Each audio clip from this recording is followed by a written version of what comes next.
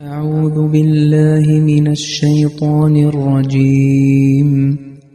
بسم الله الرحمن الرحيم. واتبعوا ما تتلو الشياطين على ملك سليمان وما كفر سليمان ولكن الشياطين كفروا يعلمون الناس السحر وما أنزل على الملكين ببابل هاروت وماروت وما يعلمان من أحد حتى يقولا إنما نحن فتنة فلا تكفر فيتعلمون منهما ما يفرقون به بين المرء وزوجه وما هم بضارين به من أحد إلا بإذن الله ويتعلمون ما يضرهم ولا ينفعهم ولقد علموا لمن اشتراه ما له في الآخرة من خلاق ولبئس ما شروا به أنفسهم لو كانوا يعلمون. അസ്സലാമു അലൈക്കും വറഹ്മത്തുള്ളാഹി വബറകാതുഹു. സൂറത്തുൽ ബഖറയിലെ 103-ാമത്തെ വചനമാണ് ഇവിടെ പാരായണം ചെയ്യപ്പെട്ടത്.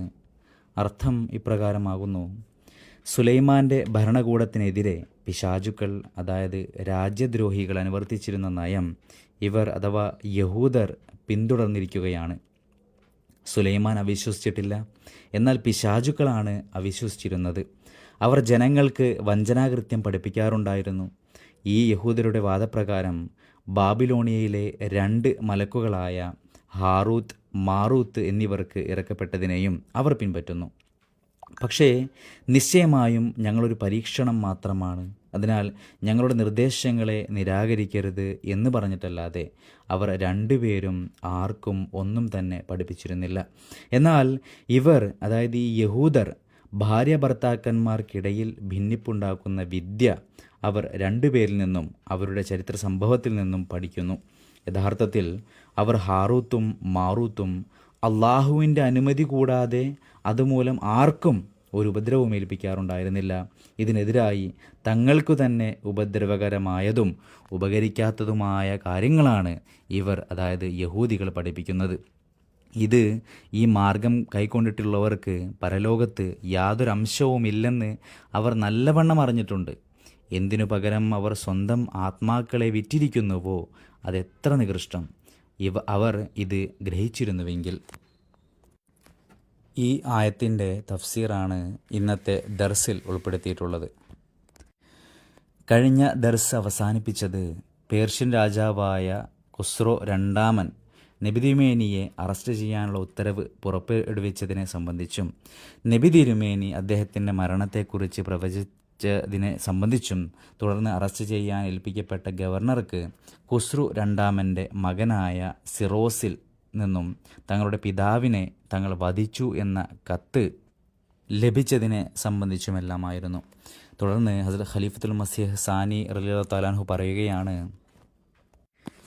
നബി തിരുമേനി സല്ലല്ലാഹു അലൈഹി വസല്ലമയ്ക്ക് ഖുസ്രോയെ അള്ളാഹു നശിപ്പിച്ചു അല്ലെങ്കിൽ വധിച്ചു എന്ന ദിവ്യബോധനം ലഭിച്ച അതേ രാത്രിയിൽ തന്നെ ഖുസ്രോയുടെ മകൻ ഷിറോഹ അല്ലെങ്കിൽ സൈറോസ് തൻ്റെ പിതാവിനെ കൊലപ്പെടുത്തി. ഒരു മകൻ സ്വന്തം പിതാവിനെ കൊല്ലുന്നത് ദൈവത്തിൻ്റെ കൈകളാലുള്ള കൊലപാതകത്തിന് തുല്യമാണ്. കാരണം അങ്ങനെയൊരു ബന്ധത്തിൽ ആരും ആ കൃത്യത്തിനായി കൈ ഉയർത്തുകയില്ല. ഇങ്ങനെയെല്ലാം എങ്ങനെ സംഭവിച്ചു എന്നതിൽ പലർക്കും സംശയമുണ്ടായിരുന്നു. ഖുസ്രോ എന്തിനാണ് നബി സല്ലല്ലാഹു അലൈഹി വസല്ലമയെ അറസ്റ്റ് ചെയ്യാൻ ഉത്തരവിട്ടത്?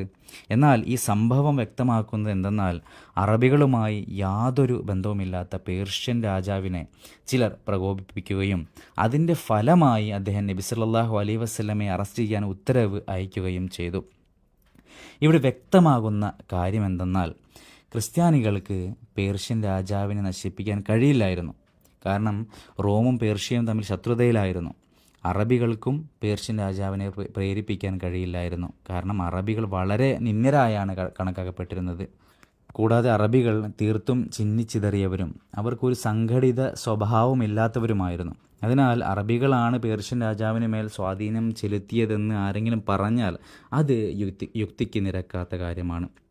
പരിഷ്കൃത ലോകത്ത് നിന്ന് ഒറ്റപ്പെട്ട് ജീവിക്കുന്ന സ്വാധീനമില്ലാത്ത അറബികൾക്ക് ലോകത്തിൻ്റെ പകുതി ഭാഗം തങ്ങളുടെ കീഴിലുണ്ടായിരുന്ന തങ്ങളുമായി യാതൊരു ബന്ധവുമില്ലാത്ത അത്രയും വലിയ രാജാവിനെ എങ്ങനെ സ്വാധീനിക്കാൻ കഴിയും? യഥാർത്ഥ വസ്തുത ഇതാണ്. പേർഷ്യൻ ഭരണകൂടത്തിലെ ഉയർന്ന പദവികളിൽ യഹൂദന്മാരുണ്ടായിരുന്നു. അവർക്കവിടെ വലിയ സ്വാധീനമുണ്ടായിരുന്നു. അവരുടെ നേതാവിനെ പേർഷ്യൻ രാജാക്കന്മാരുടെ സദസ്സിൽ പ്രത്യേക ആദരവുള്ള സ്ഥാനത്തിരുത്തിയിരുന്നു. ഇവർ തന്നെയാണ് ഇസ്ലാമിൻ്റെയും അതിൻ്റെ സ്ഥാപകൻ്റെയും ഏറ്റവും കടുത്ത ശത്രുക്കളായിരുന്നത്. എല്ലാ വഴികളിലൂടെയും അവർ നിരാശരായപ്പോൾ വിവിധ മാർഗങ്ങളിലൂടെ പേർഷ്യൻ രാജാവിനെ നബി സല്ലല്ലാഹു അലൈഹി വസല്ലമയ്ക്കെതിരെ പ്രകോപിപ്പിക്കാൻ തുടങ്ങി. അതിൻ്റെ ഫലമായാണ് അദ്ദേഹം മുകളിൽ സൂചിപ്പിച്ച കത്ത് എഴുതിയത്. ചില മുസ്ലിം ചരിത്രകാരന്മാർ നബി സല്ലല്ലാഹു അലൈഹി വസല്ലം പ്രബോധന ഉദ്ദേശത്തോടു കൂടി ആ രാജാവിന് അയച്ച കത്താണ് ഈ സംഭവത്തിന് കാരണമായിട്ട് പറയുന്നത്. എന്നാൽ അത് തെറ്റാണ്. ആ കത്തല്ല ഇതിന് കാരണം നബി സല്ലല്ലാഹു അലൈഹി വസല്ലമയുടെ നിന്ന് കത്ത് എത്തുന്നതിന് മുമ്പ് തന്നെ ഖുസ്രോയുടെ ഉദ്യോഗസ്ഥർ അറസ്റ്റ് ചെയ്യാൻ എത്തിച്ചേർന്നിരുന്നു.